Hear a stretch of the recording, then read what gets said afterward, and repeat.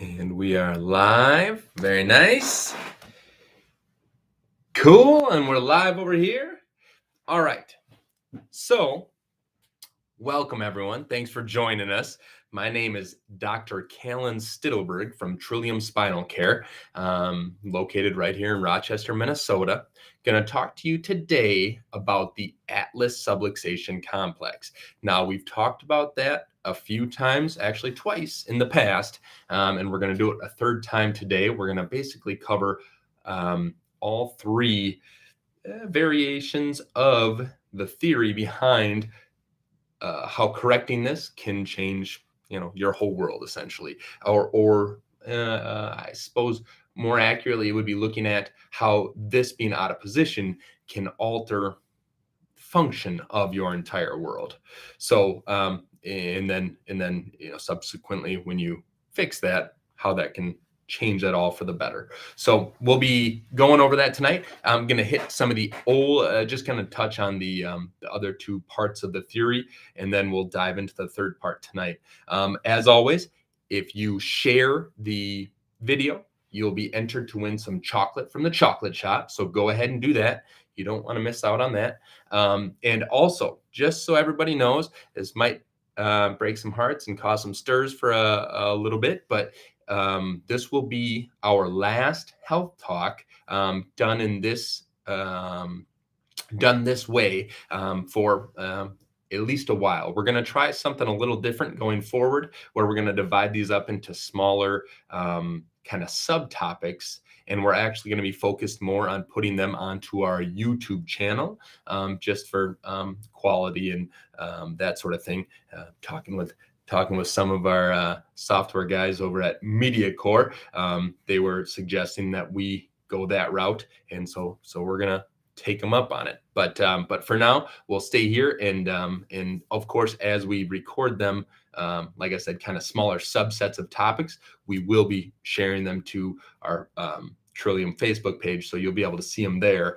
They just won't be in the live capacity anymore. Well, at least we're going to try it this way, and we're going to see how it goes. So, sometimes you got to figure it out as you go. So, and then Tiff, Zank, appreciate you guys sharing. We'll get you entered in, of course. Now, and then, as I said at the end, we'll draw for some chocolate from the chocolate shop. So for now, we'll just quick hit on a couple of the points. Remember, Atlas Subluxation Complex. That's just a big fancy way of saying, basically naming this top bone being out of position. Atlas Subluxation Complex. It's complex because it impacts so many different areas of the body. It's not simple and straightforward. Then basically the different theories are, okay, we realize this bone is out of position. You can't dispute that. Now, what happens for that bone once that bone is out of position? What happens for that bone, for that act to have such a huge impact on the body? How does that happen? So what we see is, one of the theories is, we talked about it, the dentate ligament theory, which basically is if you remember, we had the Twizzlers pull and peel, and we were looking at that inside of that top bone. If this top bone is going to move one way or the other, those ligaments on the inside are going to pull on it, basically putting this torsion on that brainstem. So this kind of mechanical pressure that's going to alter the input and output of the signals from the brain and brainstem. The other part is the nerve root irritation. Lola, get out of here. Sorry, Lola's trying to join the video. Thanks, Chip. So the other part of that is the nerve root irritation. Basically, when this top bone is out of position, there's going to be inflammation in that area because of that being out of position. It's going to alter the nerve flow in this area. So both of those are one is, I think they're both pretty accurate, and they seem like they'd be, legitimate possibilities as to what could cause this entire cascading of events. And here's the third one. It's called the mechanoreceptive. It's called the part of the theory is the mechanoreceptive disafferentation, which is a whole lot of kind of some tricky vocabulary there. But basically what it means is we have these mechanoreceptors, which are basically, they're found in like our skin, our muscles, our joints, different organs in our body. And they're just this constant sort of sensory output that comes back to the brain. Now, we know that, for instance, the top part of the neck, communicates directly with the cerebellum. The cerebellum is directly responsible for us to, for instance, stand upright. It's also responsible for our heart rate and our breathing, and it's blood pressure. All these different things, like our eyes and our ears, like all these different things can be controlled by the cerebellum. But one of the things that we can measure very easily is posture. So that's controlled here. That the posture, that constant sort of postural input output is coming from those mechanoreceptors, which are, like I said, located in the skin, the joints, the muscles, the organs, all these different parts of the body. Now, it's important, maybe like the overarching theme of the mechanoreceptive disafferentation aspect is kind of the old computer adage, garbage in is garbage out. So if this communication that's coming through here constantly, side note, there's, depending on the literature that you're looking at, you can have anywhere from, multiple hundreds of millions of basically receptor communication that's going through the brainstem at any second, all the way up to 100 billion. Like I said, depending on the literature that you're reading, but suffice it to say that there's lots and lots and lots of amount of communication that's going through the brainstem that is responsible for us to do all sorts of different things. One of which, obviously, is to be upright. It's important to note that, let's call it 50 billion neurons going, communication, these messages being sent through here. Let's call them 50 billion, every second.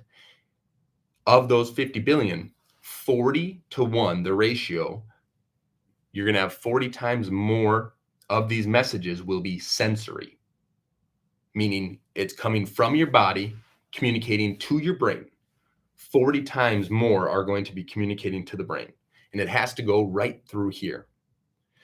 Now, if we have communication that's coming here that's altered, that's going to then alter the communication coming from here back out to the rest of the body. That's where that mechanoreceptor disafferentation comes into play.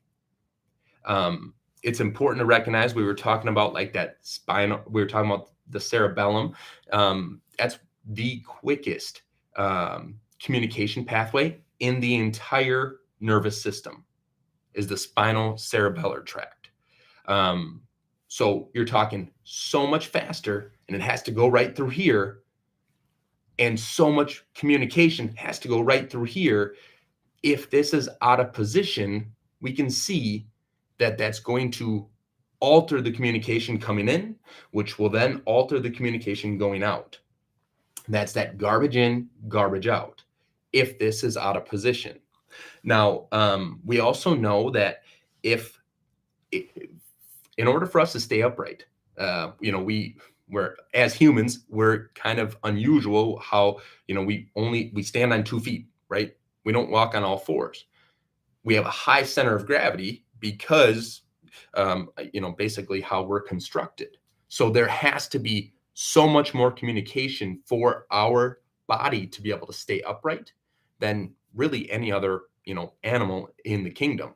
So it requires much more communication, and it requires a whole bunch, basically, if this is off of position, that equilibrium will be thrown off, because those mechanoreceptors so I guess, just so you know, we know that there's a lot of mechanoreceptors around the spine, which would make sense. That's not much of a shock.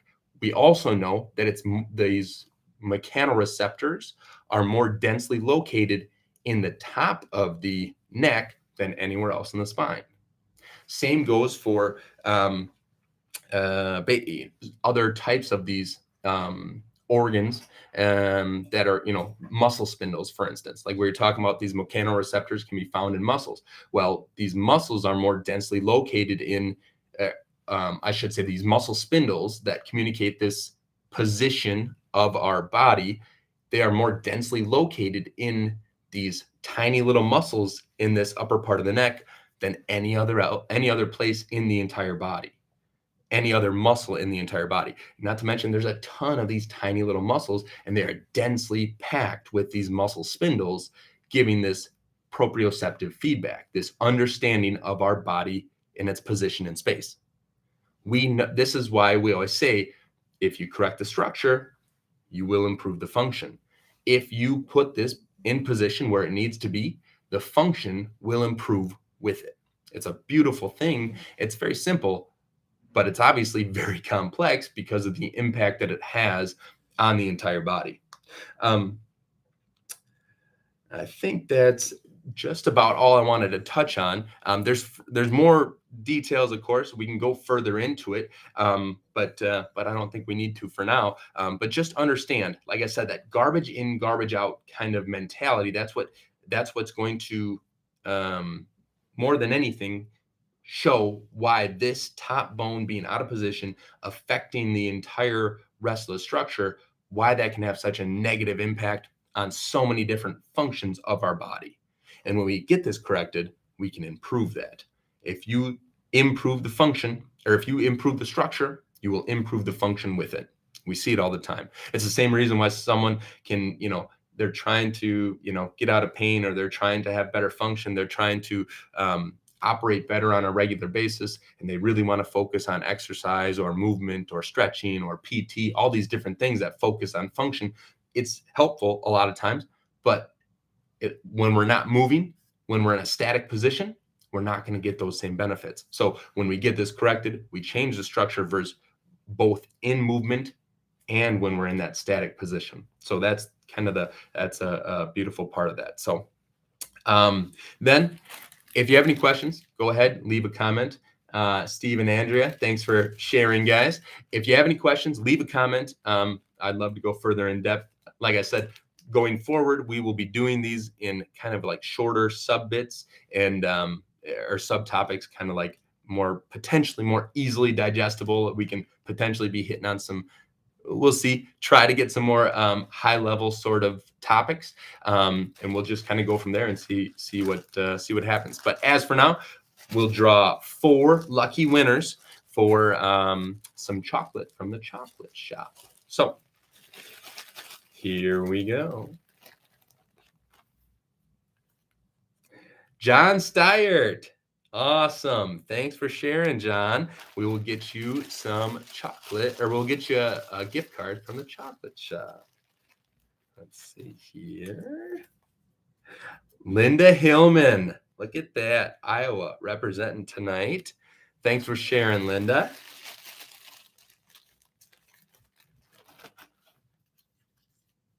Ann Smith. It could be an Iowa sweep. Thanks for sharing, Ann. 1 to go. Let's see. What do we got here?